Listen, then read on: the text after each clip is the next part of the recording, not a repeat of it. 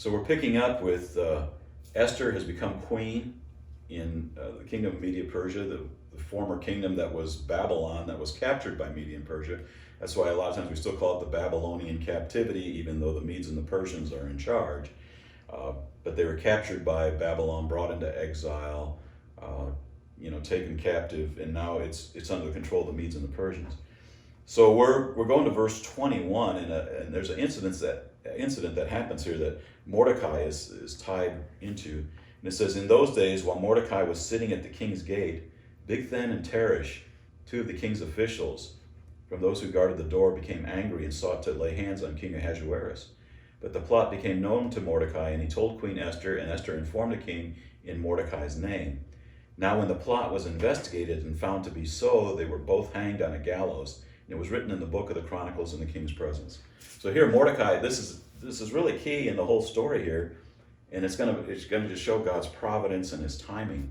As Mordecai uncovers his plot to kill the king, and he lets Esther know. Esther informs the king in Mordecai's name, saying, cousin Mordecai came up with this, uncovered this plot. And so at that time, it's discovered, they hang these guys, but Mordecai gets no recognition or honor, and that's key because it's going to be used by God in a later setting.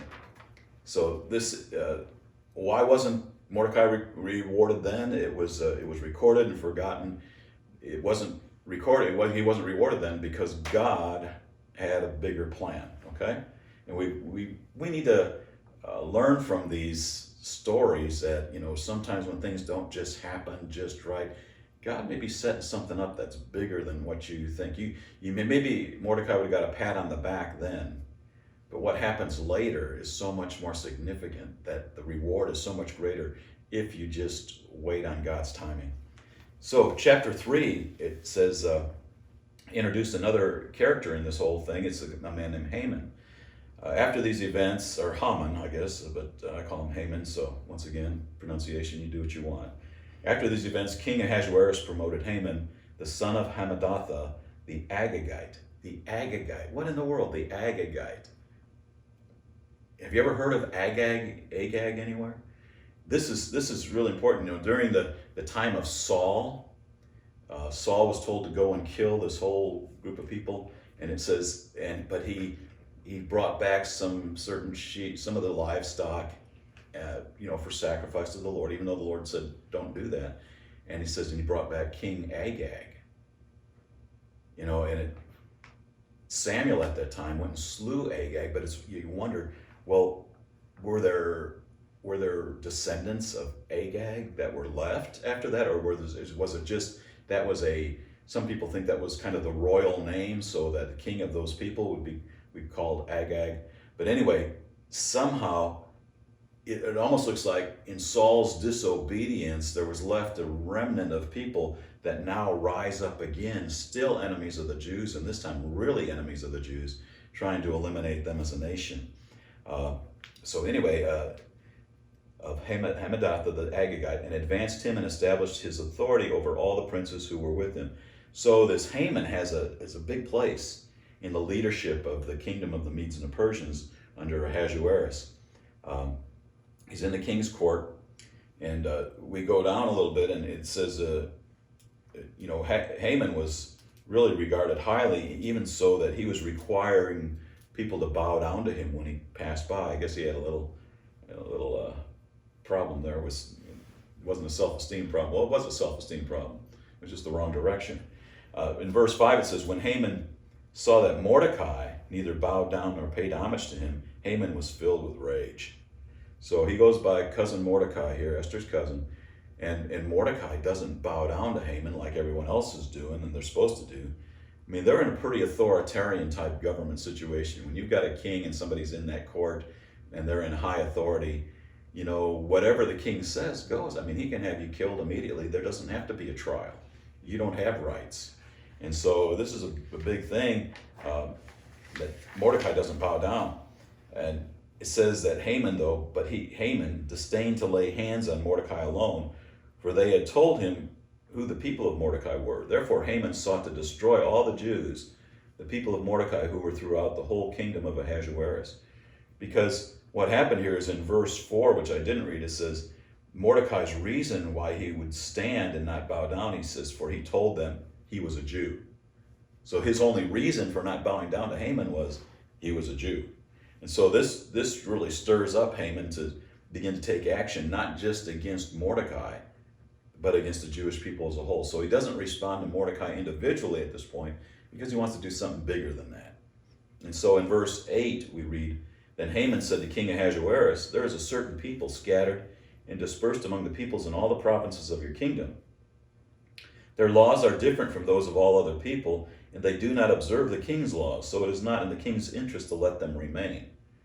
If it is pleasing to the king, let it be decreed that they be destroyed, and I will pay 10,000 talents of silver into the hands of those who carry out the king's business to put into the king's treasuries. Then the king took his signet ring from his hand and gave it to Haman, the son of Hammedatha, the Agagite, the enemy of the Jews. And so he got the king's ring in order to make an impression, to seal this decree that people everywhere were to kill the Jews. So the king gave authority to Haman to do this process, and Haman was going to hire people all over to fulfill this. So, we could look at this, and when we're looking at the whole Bible, we said we're going to look at this in view of Jesus and Christocentric, Christ-centered things. Well, why would the Jews need to be destroyed here in Satan's plan? Well, the plan would be, God said that through the Jewish people would come the promised Messiah, who would be the Redeemer of all mankind. So if there are no Jewish people left, no Messiah can come, according to God's plan. So it was very essential for Satan and his plan, behind the scenes here, behind all that we're looking at, not just with Haman and his actions, but Satan and his actions and his plan for the earth is eliminate the Jews. And then the promise can't come. The Messiah can't come. They can't live in the land as God said they would, and so God is not able to fulfill his promise. So the essence of this isn't just a battle over some people group. It's trying to undercut the very promises of God and his declaration that there would be one that would come through the line of David, one that would be of Abraham's seed, all these different things that would rule in Jerusalem.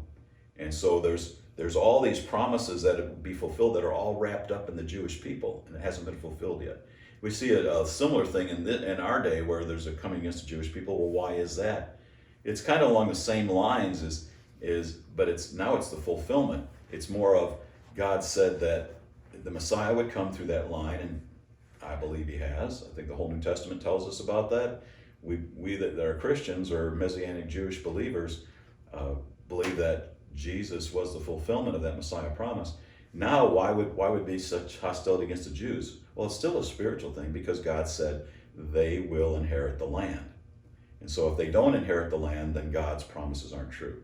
I've rehearsed this before in these things, but this is really essential to get a whole picture of what's going on in the earth and why there's such hostility against this one group of people in this little sliver of land somewhere, and why all the other nations of the earth are coming against them. And they're the ones that are ridiculed. They're the ones that are under the microscope, under all kinds of UN critique and that kind of thing, condemning them. Why is that? Well, there's a spiritual thing behind it. And so that's what we're looking at here. Where did we leave off? So anyway, the edict goes out to kill all the Jews on the 13th day of the 12th month. We just read that in chapter 3 and verse 13. It says, and letters were sent by couriers to all the king's provinces to destroy, to kill, and to annihilate all the Jews, both young and old, women and children, in one day, the 13th day of the 12th month, which is the month Adar, and to seize their possessions as plunder. So the word's gone out, we're going to kill all the Jews, take all their possessions. We're going to eliminate the Jewish people throughout all of your kingdom because they go by a different law.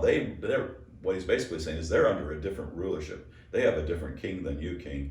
And so it appealed to the king enough that he let Haman make this decree, and the decree has now been set in order.